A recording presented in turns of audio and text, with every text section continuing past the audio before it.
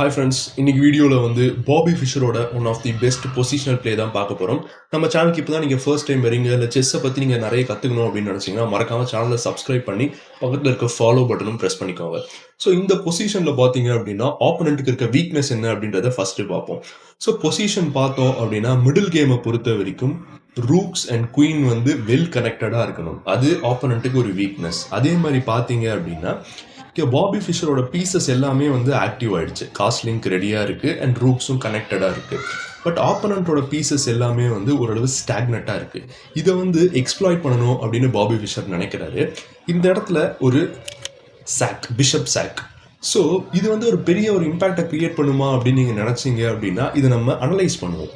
So இந்த பிஷப்பை வந்து either rook R கிங்கை வச்சு கேப்சர் பண்ணுவாங்க அப்படின்னு வச்சுப்போமே. ரெண்டு வச்சு கேப்சர் பண்ணாங்க அப்படின்னாலும் இந்த இடத்துல வந்து கிங்கை வச்சு கேப்சர் பண்ணுறாங்க. பாபி ஃபிஷர் வந்து நைட்டை வச்சு ஜம்ப் இன் பண்ணுறாரு.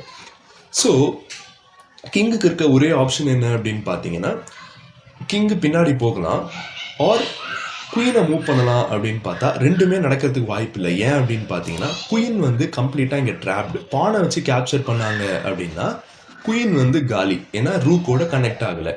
கிங்கை வச்சு கேப்சர் பண்ணாங்க அப்படின்னா நம்ம குயினை இங்கே எடுத்துகிட்டு போய் செக் போட்டோம் அப்படின்னா டைகனல் லாக் ஆகிடும், இந்த ஸ்கொயரும் டேக்கன். ஸோ கிங்கு வந்து இங்கே வந்தது அப்படின்னா செக் கொடுத்ததுக்கப்புறம் இங்கே வர வேண்டியது இருக்கும். ஸோ இதுக்கப்புறம் கிங்கு கம்ப்ளீட்டாக எக்ஸ்போஸ்டு, செக்மேட் வந்து ஒரு 2-3 மூவ்ஸ்லேயே முடிஞ்சிடும்.